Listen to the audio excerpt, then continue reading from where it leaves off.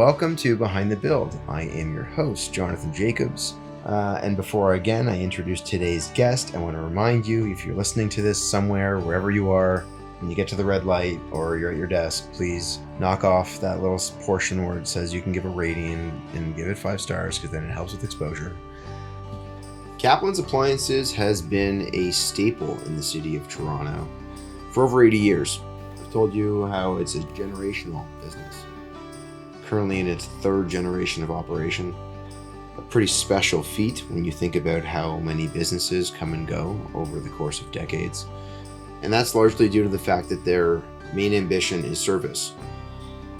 Anyone could offer the sale of appliances, but in order to be able to properly service people, well, that's where you set yourself apart. I used Kaplan's, obviously, for my own home.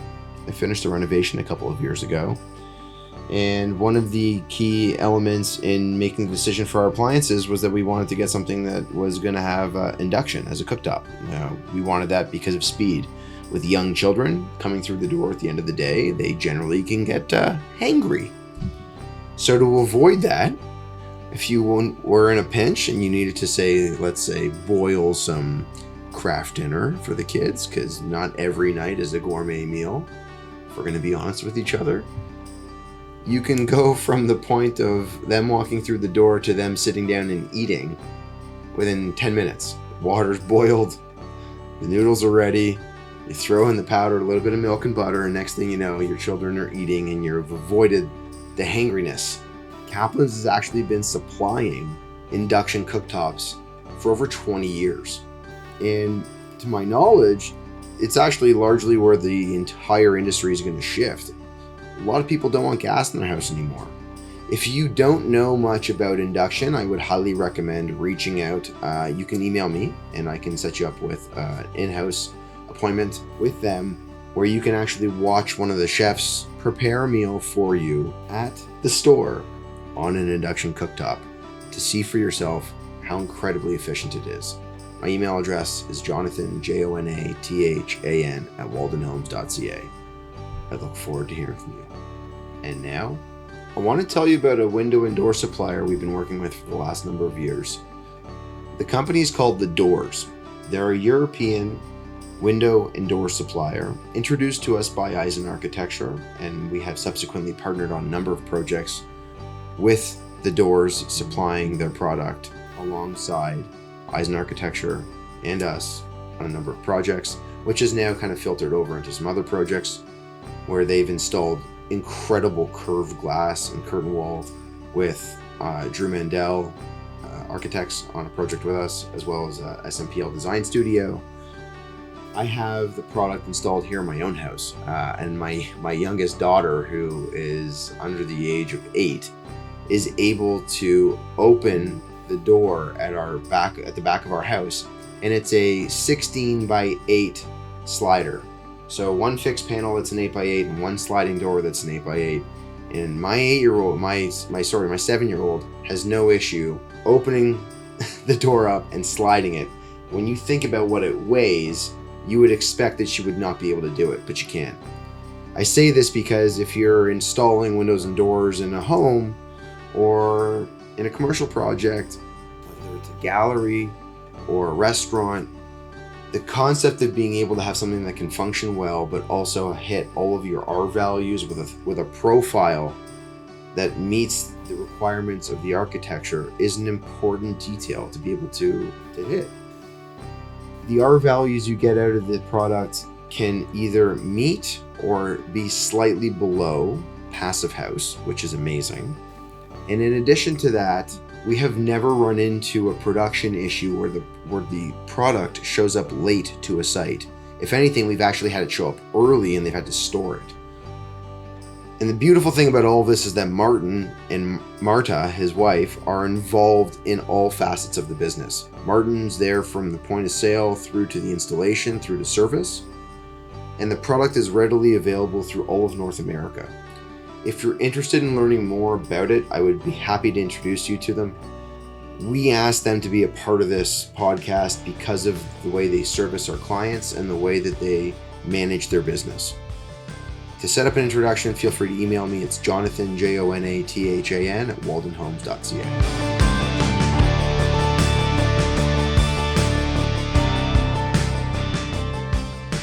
Again, a podcast powered by Walden Homes. And with all of that said, today I have someone here who we've worked with before a number of years ago on a project.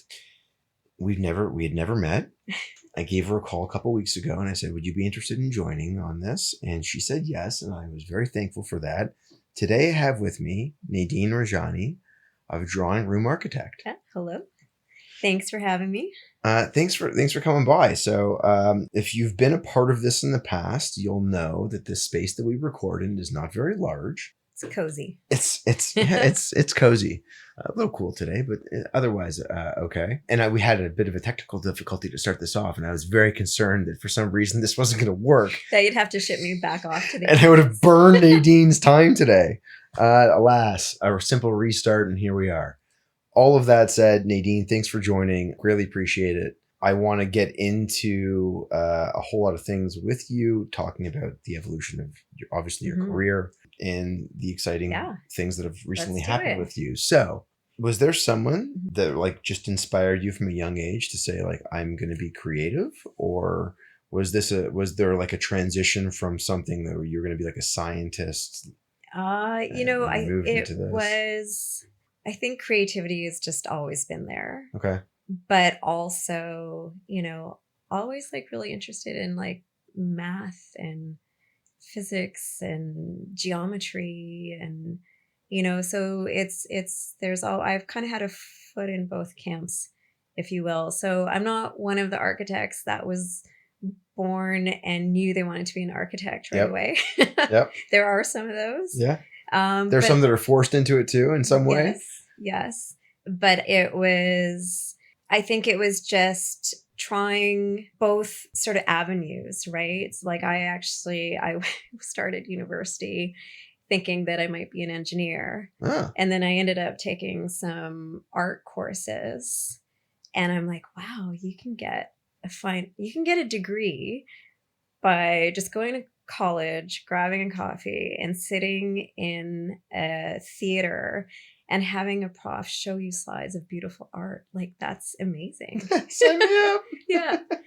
But I think in the back of my head, I kind of knew that architecture was an option. And I knew that with a fine arts degree, you could go into architecture. So that was sort of the path I chose, doing the fine arts, not specifically planning to do art as a career choice. So how did you know, what led you to know about the career path of architecture?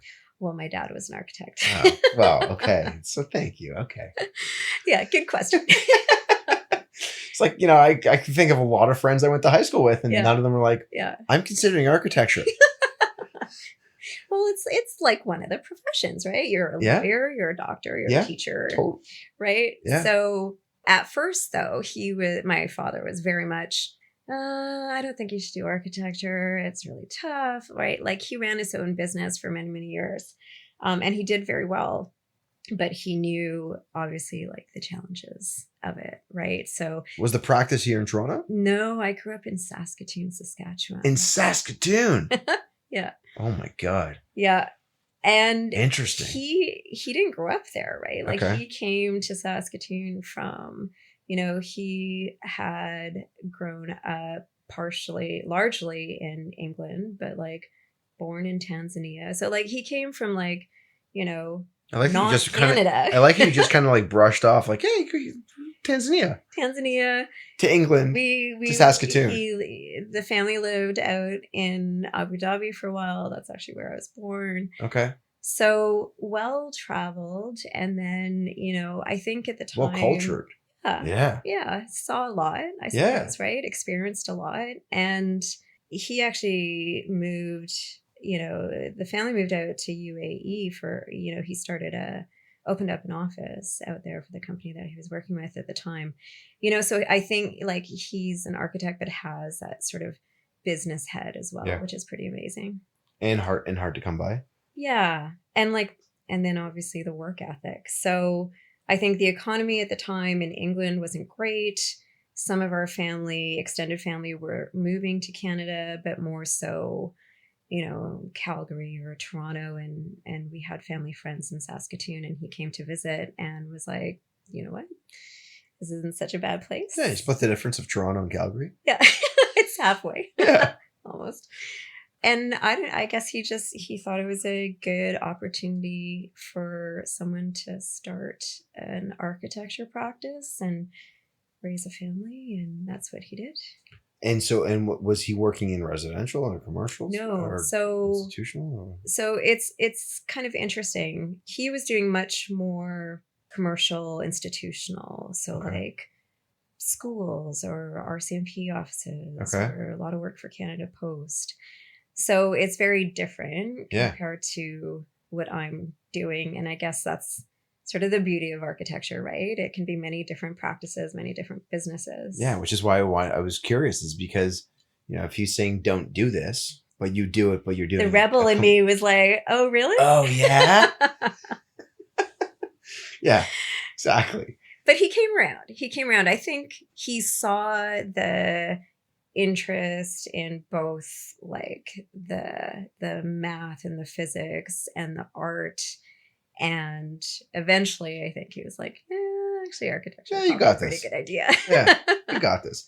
Well, and you went into a different stream of the practice of practicing. Yeah. And actually at first I sort of, I wasn't even sure 100%. Like I was toying with interior design and fashion design and graphic design. I knew I wanted to do something creative. Mm-hmm.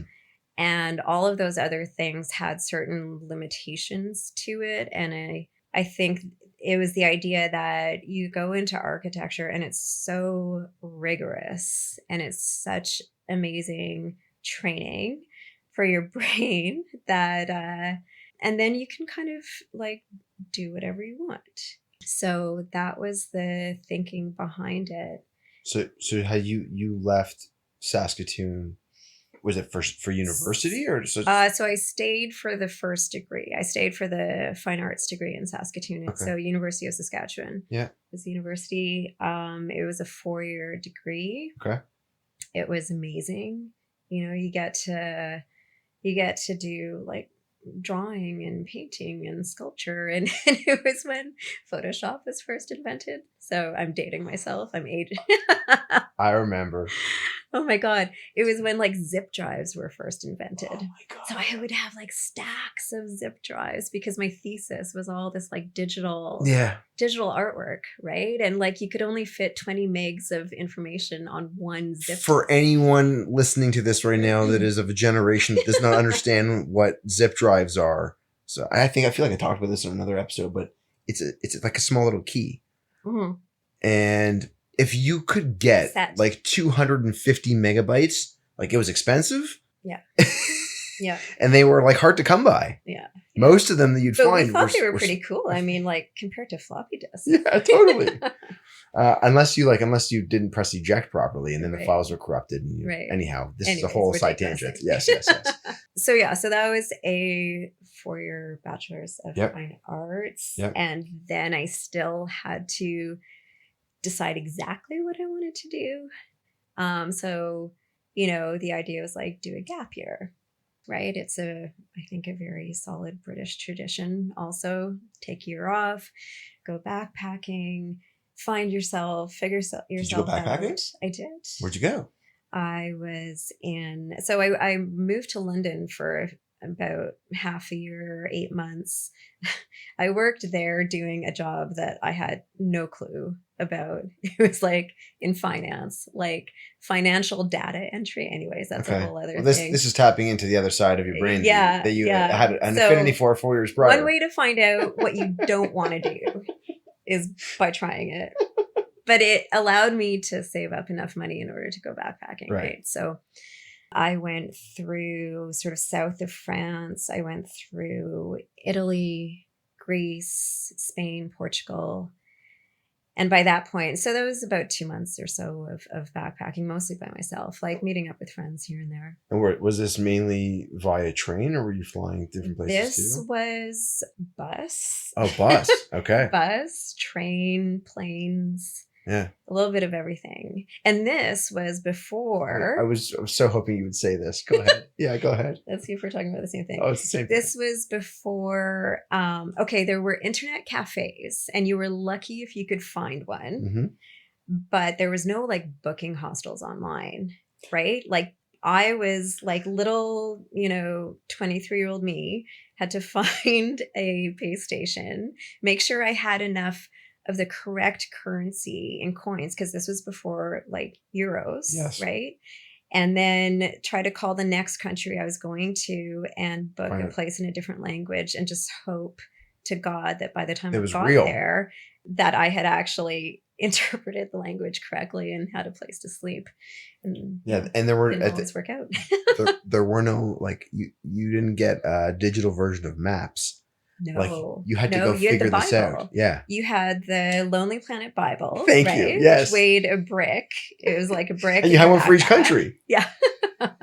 Did you or did you not? You know what? I think I was able to. There was like a super fat one. Okay. That covered most of those regions. That I was going to. Yeah. luckily for me. And then what you don't know is if the place that you might want to stay at when you go to call them, between the publication and when you're calling, there's a chance you could have gone under. There. Yeah. Totally.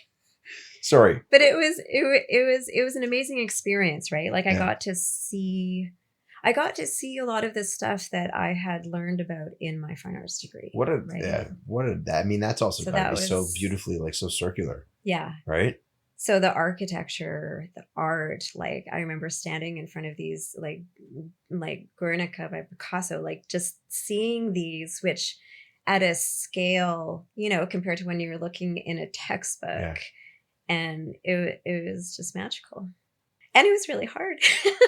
It would be lonely sometimes, right? Yeah. Traveling by yourself. But I think, it's a growing experience, and definitely I learned a lot from it. And then I had the very welcome opportunity to meet up with my parents at the end of it. And it was just like, you're going from like, these sometimes horrible hostels to like staying in these really nice hotels, because it was like their 30th wedding anniversary, so we were traveling around England together. So it was quite the contrast. And I'm going to say this, a bunch of you listening will probably know what a hostel is, but for the bunch of you that don't know what a hostel is, it is not an Airbnb. It is quite the opposite of that. A hostel is where you're going to generally share a room with other people that you don't know, traveling through the same destination. Yep. That generally don't speak the same language a lot of the time. Or if they do, it's broken. And you have no idea what kind of sleepers they are. So, like, you might be really quiet, to yourself person. You're traveling and you're in a room with like 4 other people, and 3 of them grind their teeth and the other one snores like a freight train. Yeah, it's true. Totally. And you forget about all of this. Yeah. And then this, the associated smells of that room with other people as they've been traveling. I apologize for digressing and going like down this rabbit hole, but it's important. Like, Airbnb didn't exist. Yeah. And hotels are so expensive that they make it unaffordable to be able to do it. So good on you. But you also meet people too. Yeah, right? of course. That's I know. I guess I'm finding the non-silver lining. So it was amazing. Yeah. So you finish that and you go to with your parents, and then then at this point now you go back. So then by that point, I still hadn't totally decided what I wanted to do. So 1 year ended up actually being 2 years, because, there's a cutoff point as to when you can submit, applications to universities and that sort of thing. So, eventually, after looking at other options, I decided, like architecture is the way to go. Applied to a number of different universities and got into U of T, among some others, but really felt like Toronto was a really fantastic place to be, and an experience that I wanted to have, having never lived in Toronto. I was actually living in Vancouver at the time when I was sort of doing all these applications, right, that sort of thing. So after the couple months of travel, went to Vancouver. Yeah. Actually worked for an architecture firm, but because I had like no experience, I was literally like, doing filing, But it was You were a there, good start. I was right? there. Yeah, absolutely. And then you what you did establish was that this was something that you did potentially want to Yeah. pursue versus Yeah. the alternative that you experienced in London. Yeah. So, Yeah. okay. So Vancouver, Vancouver was fantastic. And I actually thought I was going to move out to UT, do my degree, and then move back and start working there. It's such a beautiful, beautiful place. But I moved to Toronto and I discovered like Queen Street and all these cool places and like super cool galleries and buildings and so much going on. And Yeah. there was sort of a grit to it, which I actually really liked, that I didn't know that I was looking for, right? And it was a really hard and really great 3.5 years of architecture school. And did you find yourself connected to people there that you still keep in touch with today? Well, I see my husband every day. So yes. So yes. UFT for the win. Yeah, yeah. You could go for architecture or you could go for a husband. Like, Hi, I'm here to apply for the husband. Yeah, part of it is that, and not just, so my husband John, obviously I think I met like almost on day one, at least day one of studio, and and some really fantastic friends who we have like totally stayed in touch with. I mean, part of it is that you're working in studio and you're there, especially me and some of my friends, you just work all night, right? Like you don't want to stop because you want it to be perfect. You want it to be fantastic. And there's always something that can be improved. And, a little bit of it maybe was like time management issues, but I think a lot of it is just wanting it to be as good as possible. Right. And so you're in that community and that sort of social situation, and you just bond with people so much, right? Everybody's in the same boat and everybody's sort of working towards the same thing. And it was a really hard time, but it was a really great time too. We had some fantastic profs.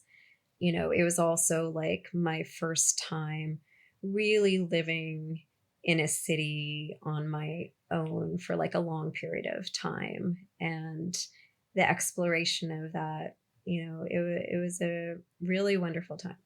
How did you find your connectivity to what you see in architecture or what you saw in architecture in the city that you now are that you started to call home, which is Toronto, Well, comparatively to what you'd seen elsewhere?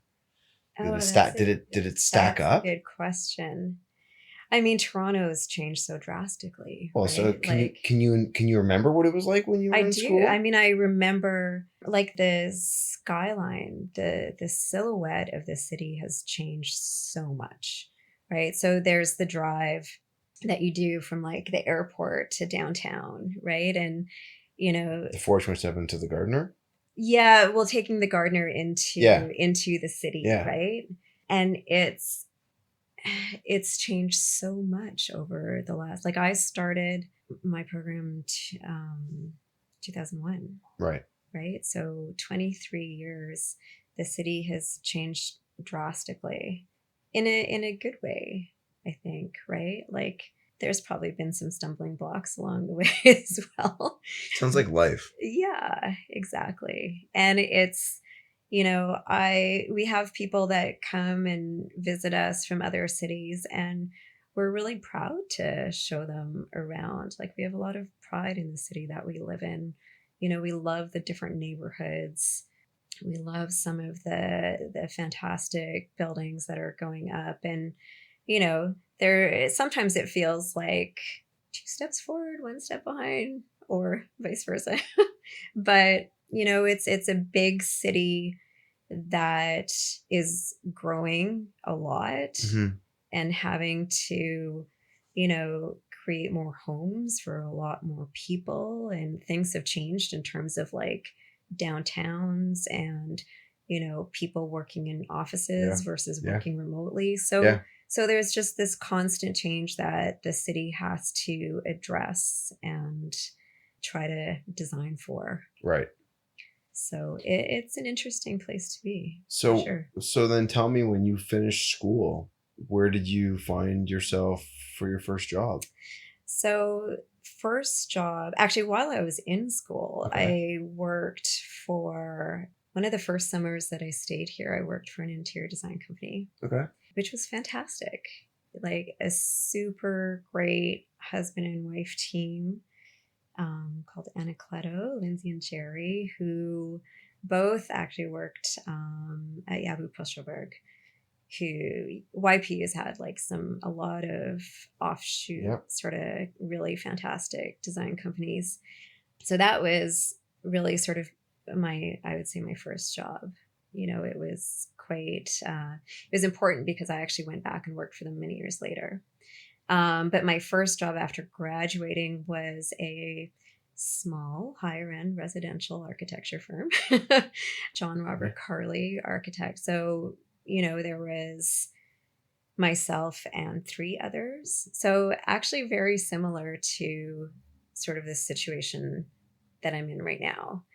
But it was 2 years and I learned a ton, right? Like when you graduate from architecture school, sure, you might, how to build some models and, how to sort of think critically and that sort of thing. But, your first job is where you're learning like how a house or a building actually goes together and really getting into all aspects of it. And because it was residential, we were doing, the architecture, but also the interior design. There was a lot of traditional elements to it. So it was actually, I learned a lot, because school, most of the time you're looking at, very modern, very contemporary architecture. So it was interesting to, I think to be a good architect, you have to sort of know where you're coming from. You have to know the history. You have to understand the history to understand where you are right now and how those things sort of reconcile. Right. So that was a fantastic learning experience, those 2 years. And then after that, I felt like, 2 years, it was kind of time to like try something else. Right. So that's actually when I went back to work for Lindsay and Jerry at the interior design firm. And I had a great time. Like we got to design some really amazing spaces. We were doing a lot of work for Oliver and Bonacini. So, renovating Canoe and renovating like Auberge de Pommier and, and there's a lot of creative license that you get with hospitality that you don't get with residential. And, you're working more so for business owners than for a homeowner. So it's a different sort of relationship. It's definitely a lot more fast paced, but it was great. And I was getting like site experience and drawing experience and design experience. Right. And there were a couple of, people that then I was having to like oversee their work. So there was, experience that way. So it was a great run. And then, sorry, I feel like I'm totally just talking monologue here. No, you're not at all. Right now I'm sitting at my hand. I got my head in my hands and I'm just like my arm folded. I'm just like listening. I'm like, yeah, this is interesting. I'm loving this. So but it felt like something was missing. Right. And that was the architectural component, even though I was, you're still reviewing and communicating with like the structural engineer and the mechanical engineer and all that sort of thing. But I just felt like the architecture was missing and that I really wanted to go back to that and become a registered architect too, right? Like you hadn't had by that point, I hadn't, right? Because you can't use a lot of that experience, understandably. So I think I just, sent my portfolio out to a number of places, and I got a phone call from William Mockler from Drawing Room Architect, and he's like, "Can you come in today?" I'm like, "Sure." So I met with him. We had a great interview, and that was about 12 years ago. 12 years ago, yeah. Oh, and I had a baby in between that. Oh, right. yeah. Right. Sorry. We're on page 111. We forgot to read what happened on page 110. Yeah. Oh, it's so funny. It's just so funny to like look back at it, right? That's so, and try to put it in a chronological order. So with the feedback that I have received from people that have participated in this is that it has been an opportunity for them to like stop and pause and analyze the things that have happened that have kind of set their career path.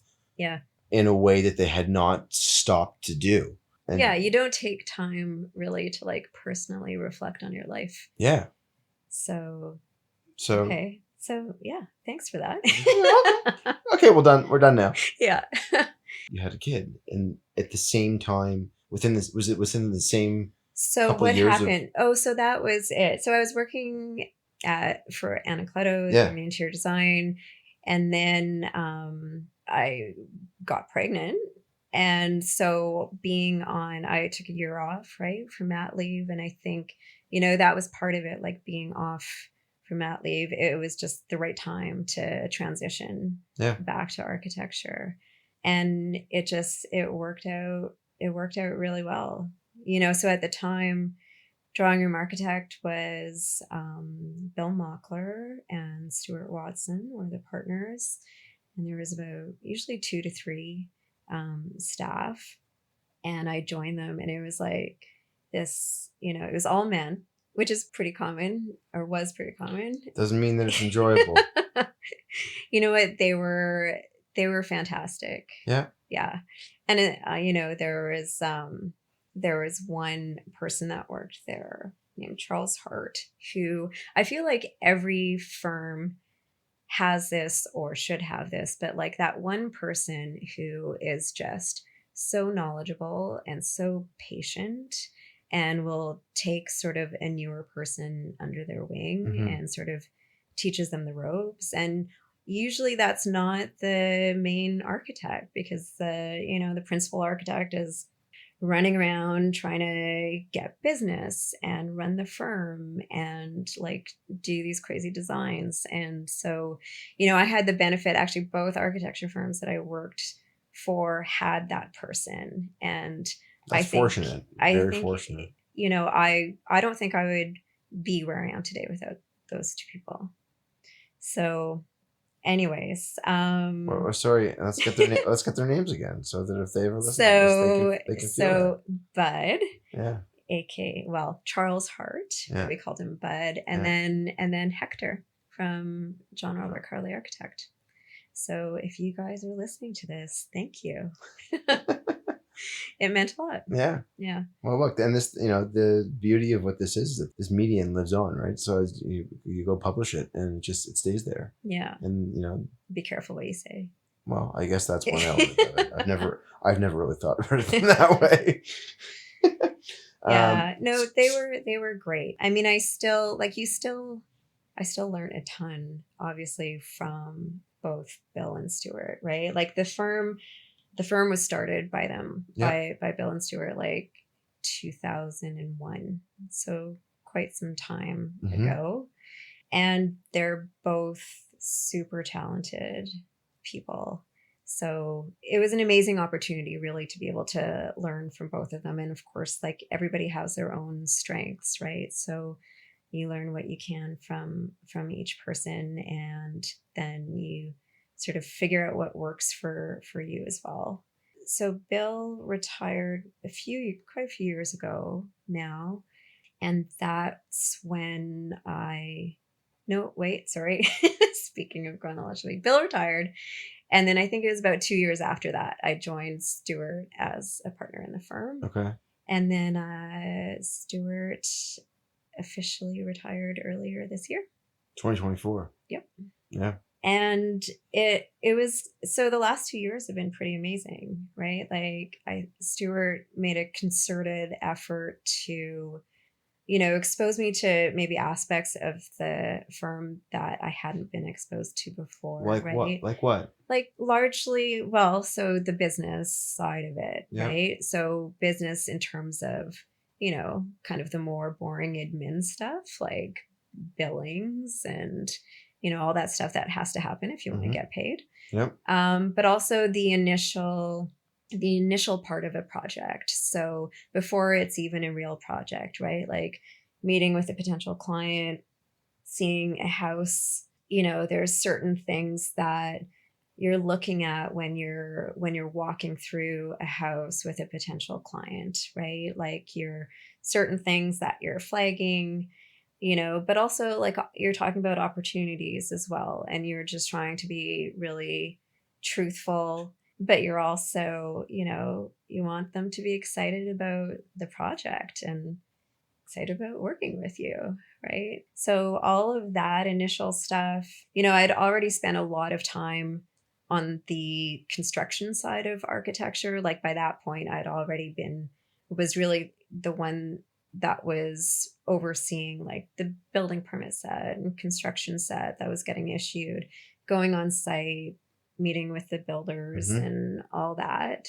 So this really was a way to sort of round out that experience. And I have the benefit of, being able to really like stand on the shoulders of like Stewart and Bill Mhm. and what they've created. And, Stewart and I are still very much in contact. And, I sort of have like my own consultant that I can call. We chat. Which is huge. It is huge, right? Like architecture, you're constantly learning. It's one of those industries where you're still a young architect while you're in your 40s. I just so in the last couple of weeks I've said this with a couple people, Yeah, and it's like you don't completely hit your your real stride until yeah, you're in the 50s. yeah. I completely And the agree with that. second this it's almost like the second that you're into your 50s, Yeah, everything starts to crystallize. yeah. It's true. It's true. Like I felt very competent, definitely in certain areas, but like, especially I think in residential single family homes, when you're doing both the architecture and the interior design, there's just so many levels to the project. So, you're just constantly learning. And the projects that you're working on and that you have been working on for the last 12 years, Mhm. are they traditional homes? Is there a certain It's style? it's a mix. I think, we do both. Like that's the short answer. Okay. But I think we do traditional when it makes sense. So a lot of our projects, for example, or some of our projects are like in heritage districts, right? Like in Rosedale, where there's a concerted effort by the Residents Association and Heritage to keep at least the front of the Facade. Yeah. house, Yeah. right, in the existing style. So I think you need to understand that architecture, and sometimes the work that you're doing is complementing that, whether it's matching it or being a really significant contrast with, say, like a very modern rear addition or something Mhm. like that. But I think you still need to be sympathetic to the existing architecture, and the proportion and the scale, even the materiality. Mhm. And there's not sort of like one answer for everything. Each case is quite different, but I don't know. I think traditional architecture is really interesting. Mhm. Like there's a history to it. There Yeah. was a reason why things were done a certain way. And again, I think it's like, if you understand that, it doesn't mean you have to do it. It just means that when you choose not to, there's a reason for that. Mhm. And there's a sympathetic gesture, For example, there was a beautiful Georgian home designed by Gordon Ridgely, one of Toronto's very well-known architects. A Georgian home that our client owned, and the project was mostly an interior renovation, but there was a small addition that we did to the back, and it was essentially a modern glass cube, right? But there was a really interesting line of doors and windows that we wanted to use because the glass, there was really like a skin of glass over the entire structure. So the glass of the door was on the exterior was in the same plane as the glass that, was used at the top, like above, essentially the fascia, but it was all in the same plane, right? Mhm. So when you see reflections, that reflection continues all the way around. But this manufacturer had only ever done, where the back painted portions were, like on the rails and styles of the doors, et cetera, in the corners. They'd only ever done that in black, right? And so this putting a glass and black cube against this existing Georgian house with, the sandstone, and it was very soft, right? Like it would have been harsh and like Yeah. almost violent. Yeah. So we worked with them and it was very challenging. Arduous? Actually. Yeah, very arduous. But to come up with a color, like a limestone color, essentially. And it's beautiful. And it was worth all the extra effort, and it just, again, it comes down to being sympathetic, I think, to the context within which you're working. So I want to take a second for anyone listening to this now that is not from or knows Toronto. If you're working in more rural areas and you have opportunity to kind of place a beautiful home on a hill because you have acreage, Mm-hmm. Toronto is quite the opposite of that. It is a very dense city, and there are a lot of areas that are protected not only by conservation authorities Mm-hmm. and heritage authorities and all types of different authorities, but there are also neighborhood associations. Yeah. And those neighborhood associations, especially in affluent areas, are very strong-willed and they are very well financially backed. So when it comes to trying to create something that goes slightly beyond what they deem to be acceptable, you have to go through a lot of rigor. Yes. And meetings, and you have to have a financial ability to be able to make people appreciate what you're trying to go for and potentially sometimes fight for it. Yeah. So I say all of that because to describe what you're describing, Mm-hmm. without knowing anything, it's just that is potentially an avenue that has to be explored. Yeah. And it takes time. And it takes time. Yeah. Yeah. So if you're, when you're looking at doing this, you have to be patient with it. If you're the type of person where, you've got rural property, Mm-hmm. well, you might have a lot of opportunity to go do whatever you want without having to worry about any of the backlash from others. So it's just it's a completely different beast. It is working in those environments, but the payoff is huge because what you think you might know, and you walk through cities. I apologize for ranting on this, but you go walk through New York or Boston and you have that heritage. And I have to admit, I have not been to Europe yet. I apologize. I haven't been there, but obviously lots of heritage there. Yeah, right? The Lonely Planet guy from 2000. Yeah. What restaurants are available? Same ownership. But you walk through those areas and you can, in your mind, in your mind, you can see visually what these places look like. A brownstone building in New York, you might know what it looks like. But you have no idea what it looks like on the interior, and you have no idea what it looks like at the back. Mm-hmm. And it could be it's likely completely different. Mm-hmm. And that's so interesting. Right? Yeah. Like, I think there's an opportunity for the space to just be so much richer. Yeah. Right? Yeah. That's why, that's really why, like, we emphasize that, like, the majority of our projects, 99% of our projects, we're doing both the architecture and the interior design.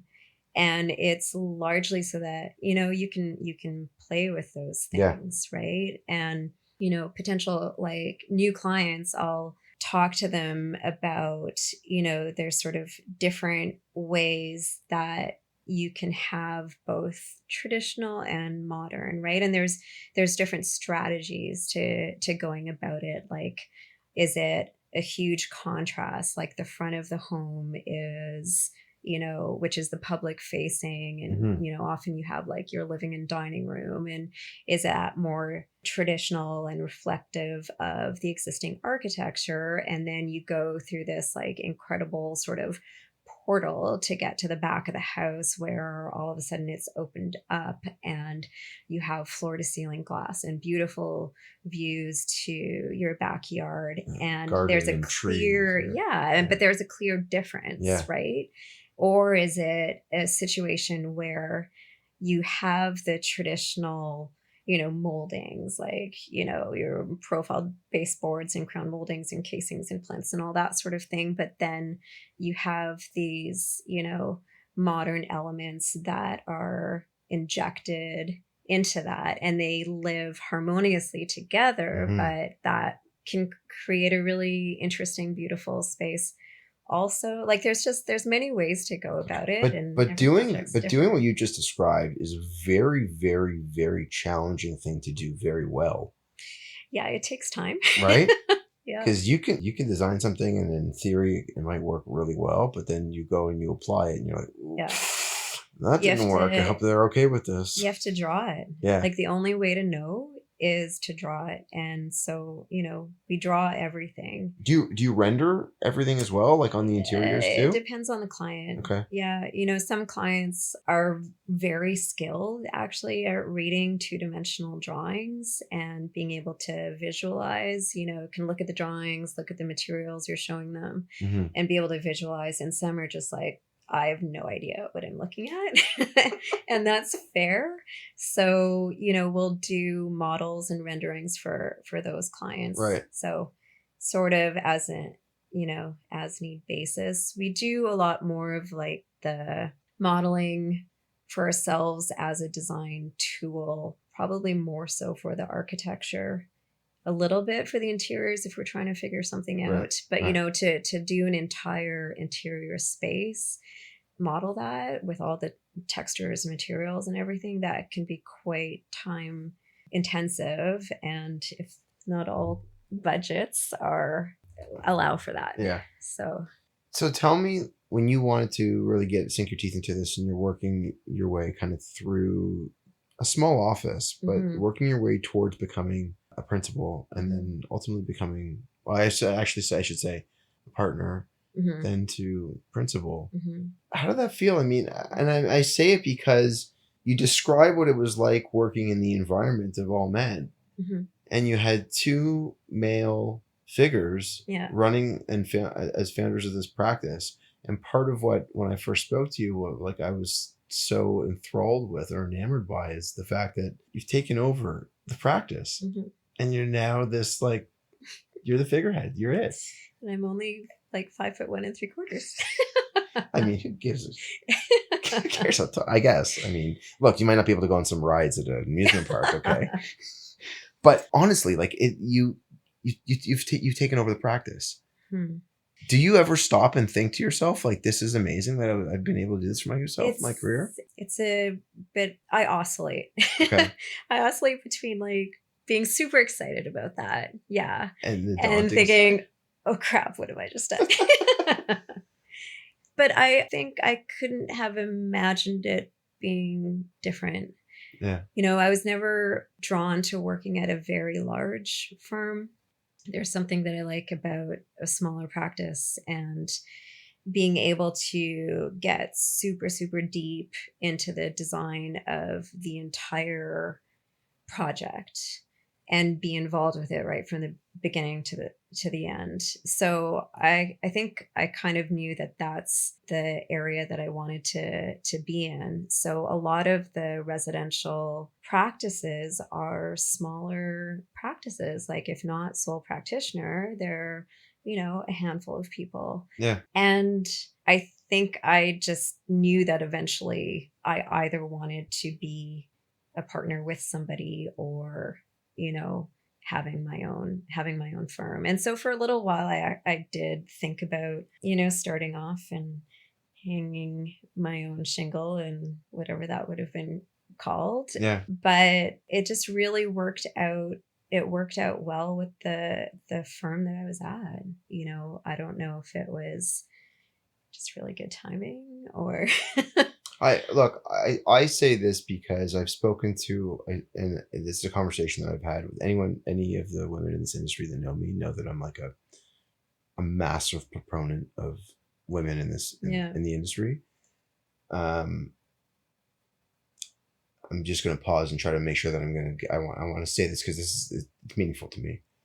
So I have two daughters, and I remember when my first was born, and how excited I was about having a girl because we didn't know what we were going to have. Yeah, I was thrilled. I was like, someone to look after me when I'm older. Yeah, because a boy won't. Yeah, right. But the fear that comes with having a daughter and the way that the world can be tougher on a woman. And it's weird. I feel like I'm almost going to get emotional saying this. But to be, as you describe it, 5 and a bit, and to have traveled through Europe and to do all of those things and to land in a place where you become the most valuable person for the practice, for them to see what you're capable of, and for you to be awarded the position to take over the practice is a truly remarkable thing. I am potentially going to start crying right now. I'm saying it because it is such a harsh industry. And when you go on site as a woman, there can be trades, less so nowadays, but still it's there, that do not hold the respect for a woman on site. For you to walk out there and be like, this is my effing design. And I'm gonna just name a few other people that I feel about alongside you. Yeah. So Maggie Bennettson, you're there now too. Okay. And Brenda Eisen, and Vanessa Fong, and Barbara Vokich Taylor, and Heather Doubledam, and Heather Asquith, and Kelly Buffy, and Meg Graham, and Betsy Williamson. And like, you are all powerhouses. And I am saying this like literally trying to hold back my tears because it is incredible. Oh, I forgot you. Oh my God. Jen Cutlets. And among others, and I'll probably get upset that I didn't think of other people as I listen to this recording back, but you are trailblazers in what you do. And I don't think that you can fall short of confidence in the ability that you have. Don't diminish yourself based on size. You are a effing force. And I am thrilled to have you here to talk about all of this because it is just an absolute joy. I need to come here more often. The construction industry is generally pretty thankless and harsh. Yeah. And I'm sure you experienced some of that potentially at some stage of your career. You know, I've never been able to fake it. Like, there's some people I think who have the skill to talk the talk, but I've always had to know what I'm talking about in order to have the confidence and portray the confidence, right? So yeah, I remember being on construction sites with like pretty large construction companies, right? And a lot of people involved and a lot of like men in their hard hats. And I think when you're maybe somebody that doesn't talk for just the sake of talking, and so when you do talk and you know what you're talking about, I think people listen, right? They might have their biases or, you know, come to the meeting with certain expectations, but that can change pretty quickly. And I think you know, get the respect shortly thereafter. And you don't have to be the loudest person in the room or the tallest person in the room to command the respect that you deserve. And you just kind of have to like go out and do it, right? Even though it might be a little scary. Yeah, I agree. So yeah. Two of us are looking at each other like I'm sorry that I just did what I did, but you're right. Like it's not easy. It's a very, you know, at least the construction world is quite a male dominated industry. Yeah. That's changing for sure. And with organizations like Beat here in Toronto, right? Who are amazing. Yeah. Yeah. And so it's really a really beautiful thing to see. Yeah. Right? Like, I'm proud of all the ladies. Look, the fact that I guess I'm saying it is in some ways I almost feel like I shouldn't have to say that, but I just do. Yeah. My oldest she's gonna be petite. Yeah. And she thinks about that all the time. We have conversations about it. And so when I talk to people in this industry about it and what they have to sometimes feel they have to overcome on site when they're talking to people, it's like, these are my drawings. You got the contract on this job because of my drawings. Because I sold a client on the idea that you're building. Yeah. And I think it's important to say that. So yeah. Moving away from the intensity of what that is. Yeah.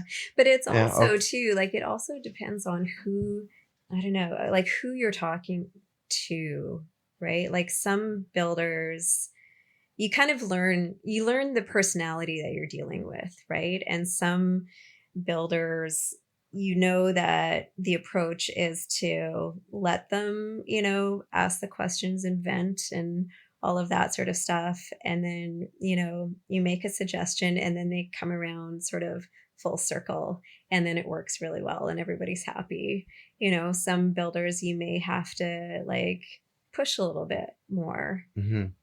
So I think the business is so much about knowing who you're working with and knowing how to communicate with that person, and knowing also what makes them tick, right? Like, are they a certain way because they've had to fight for stuff because people haven't listened to them? Right. It's like almost like getting into the psychology of it. But it's such an important part of this, because this is what makes projects largely either successful or not successful, or allows you to want to work with someone again or not. Yeah. And avoid them. Yeah. Because it can be a fantastic experience. And like, even in super challenging situations, the builder, I'm actually thinking of the project that we worked on together many years ago. I remember a structural steel situation come up on site, and we had to problem solve, and like architect, builder, and it was actually the builder that came up with a really, really good solution. And, it doesn't matter where the good idea is coming from. It's a good idea. Yeah. And that's what you should do. Yeah. And it's great to be part of a team like that. And it's so satisfying, right? Like, it's satisfying at the end of the project where, that like everybody put their heart into it, and the client knows that everyone put their heart into it, and they're so happy. Like, we've had clients in tears at the end of a project because they're just so happy, and it's such a wonderful thing. Yeah. We have a client we built a house for, and the gentleman, sadly, she had passed away, and I've become very close with the husband. We go for dinner and go to games together, and we do stuff together. And I remember last year we went to a Raptors game together. And for the first time, I got him down. I got him down on the floor, and afterwards to go take a picture on the floor, and to be able to go and have that experience. He was like, "I've never done this before." Yeah. And those relationships that you create with this, they can be lifelong. Yeah. It's a big and important relationship that you can foster. Yeah. With clientele. Well, you get to know them quite. Yeah. Quite well. Where do you put your toothbrush? Yeah. Is the shower for two or for one? What kind of shelf do you want to have next to your bed? So we've covered a lot about portions of your life. Yeah. I want to ask you a couple more questions about the practice, and then from there I'll deviate and I'll ask you a couple questions about you completely. We talked over lunch. We were talking about the use of technology and how it can improve and how it can hinder. Is there anything out there that you feel that you're looking to want to, I don't know if it's the right word, just take a chance on? Is there technology? To embrace? Yeah, that you want to try to. Oh, absolutely. I mean, I think right now you just can't be stagnant. I mean, we're a small practice. We've been doing things a certain way, like literally since 2001. So definitely I'm interested to understand what the other options are. We do a lot of, like, our drawing is usually 2-dimensional, but then we're working 3-dimensionally, but in like pretty basic software, like SketchUp, rendering. We'll do some beautiful renderings in Lumion, but I think, the architecture industry is definitely much more like BIM heavy these days. So that's one area that is a bit of a question mark in my mind. Whether it suits the work that we do in terms of like there's so much custom detailing and one-offs and getting into like our drawings are super thorough, right? Like our wall sections are, really going into how does the air barrier wrap over the metal flashing. And so anyways, I'm totally digressing. You're but not. No. So like I think we were talking about over lunch, it'd be really fantastic to, have somebody that could help us explore that a bit to see what the other options are, because you have to look at it from a business standpoint as well. Yeah. Does it make sense to have everybody in the office have to learn a completely new software, new way of working? It's not going to necessarily jive with all the decades of archive projects that you have.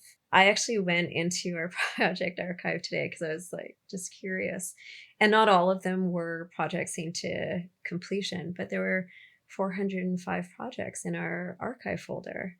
Of projects that had started? Projects that had started, yeah. Wow. Yeah, in some capacity, right? And so that's over 23 years? Yeah. That's a lot of projects. Yeah. Yeah, we do a lot of work. So how many projects I mean, there could have been some heavier in the beginning, or like, what's the average project that is under construction? I would know. So what sorry, I didn't finish my sentence. Okay. And it was my own fault because my mind just went to the next question. How many projects do you look after in a year? So, and that'll be a combination of those that are in design development, different phases. Yeah. That's a really good question. I mean, if I just take a snapshot, right, of what's happening right now, we have I'm going to have to count on my hand. That's okay. We have a project under construction on Bigwin Island. Yeah. Out in Nova Scotia. Actually, 3 in Palm Beach. Another one here in Toronto. Yeah, like there's at least 10, right, that are sort of on the go at the moment, as you said, like in different phases. Yeah. And there's 3 of us in the office. Yeah. So we work on quite a bit. It goes in phases, right? Yeah. And sometimes, earlier this year we weren't that busy, and then all of a sudden September, October, November came around and everybody decided that they wanted to have their projects started. So it's a good problem to have, but you have to do your best to try to navigate that with the amount of people that you have in your office and making sure people, aren't having to work crazy hours. I didn't ask you this question yet. How many people are in our office? Well, you said that 3. No, I didn't ask you the one. I'm going to ask you now. You've taken over the practice. Is there like a mandate that you've wanted to implement, or a goal that you've set for yourself, or and when I say for yourself, I mean as a practice? Yeah. So my thinking was this first year, I'm just going to be kind to myself and basically keep the practice going as we have been. And, there's a lot of projects to see through to completion. There's new projects starting, but I want to, build up new relationships. I've been reaching out to people over the last few months, and that's been really amazing. Actually, some people, mostly in the industry. But I really just kind of want to take, I think, this first year to feel strong on my feet, right? And the actual work that we do, the fact that we do, architecture, interior design, and a lot of like decoration, right? The furniture, the lighting. I love all of it. And I don't want to stop doing any of those three things.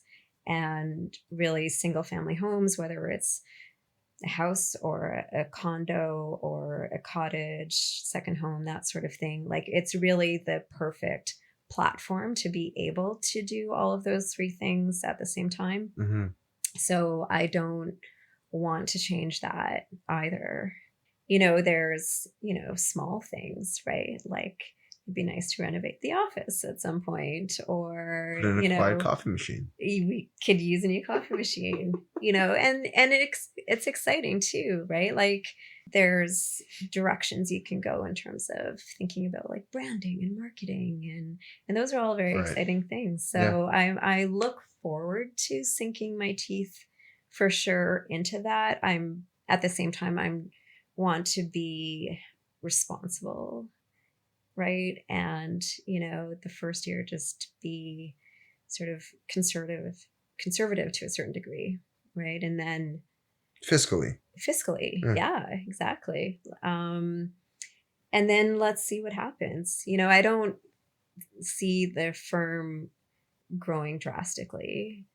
There's a level of, you want to maintain the reputation that we have, which is, of quality and attention to detail, but also service, right? Like service to our clients, the relationships that we have with builders such as yourselves, with our suppliers. So I think if you grow too fast or perhaps too large, it's more challenging to stay on top of those things. And I enjoy, other parts of my life.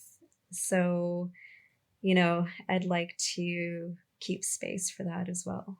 It's a perfect transition because we're nearing the end, and this is generally what I always want to know. So what does life look like outside of the practice? And you can share as much or as little information about you as you'd like. So as much as I love the work that we do, and I'm very passionate about it, and I, will wake up at 2 a.m. thinking about it. At the same time, friends and family and quiet time is really important, right? Like I feel like you need to have that downtime in order to make your work time that much better. I was laughing. I'm laughing because you were saying earlier how, you've met a lot of architects now, and you've come to realize a lot of us are fairly introverted. And that's true. Like, I think, I can go from being, very extroverted, but then I need like 2 days to get over it. Right? I need time alone. This is the honesty that I've been looking for.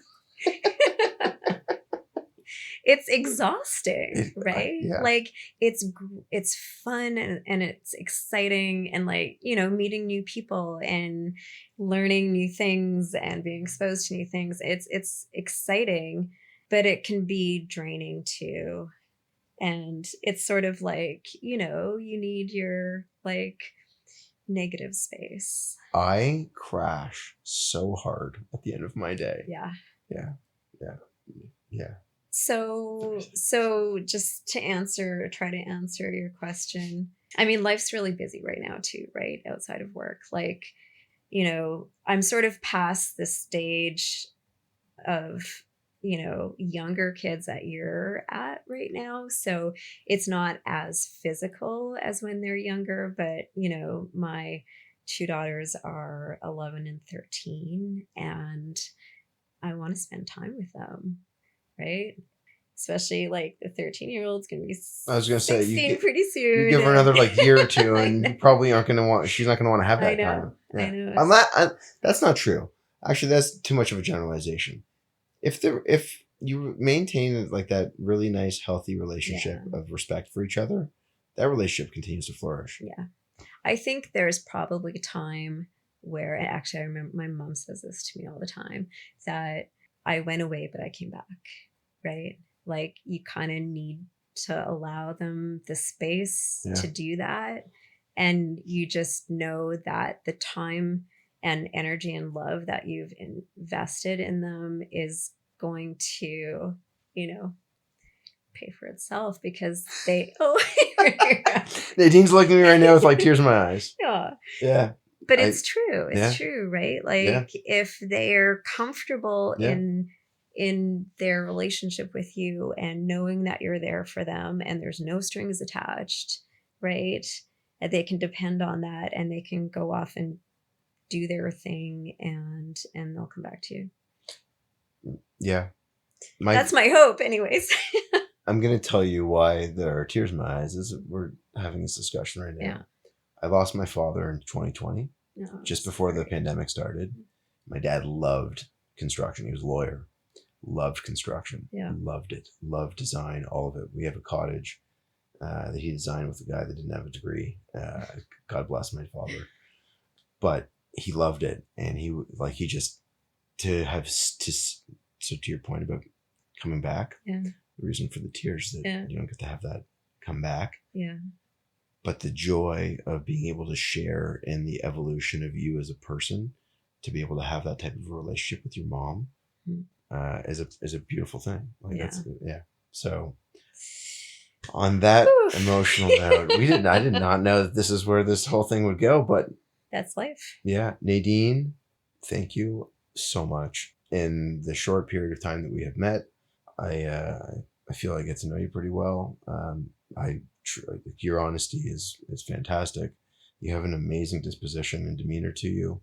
I wish nothing but like the greatest success for you as you take over this practice, and hopefully we get to build with you again, because I know that the experience the first time around is one of the best projects that we've ever built.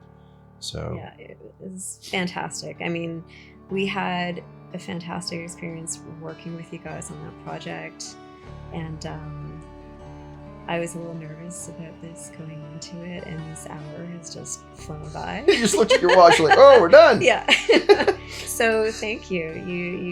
You were very easy to chat with, and I appreciate you doing this podcast to begin with. Like it's amazing, and architecture can be very insular, and so this is a wonderful platform that you've created. Thank you. Thank you. Thank you.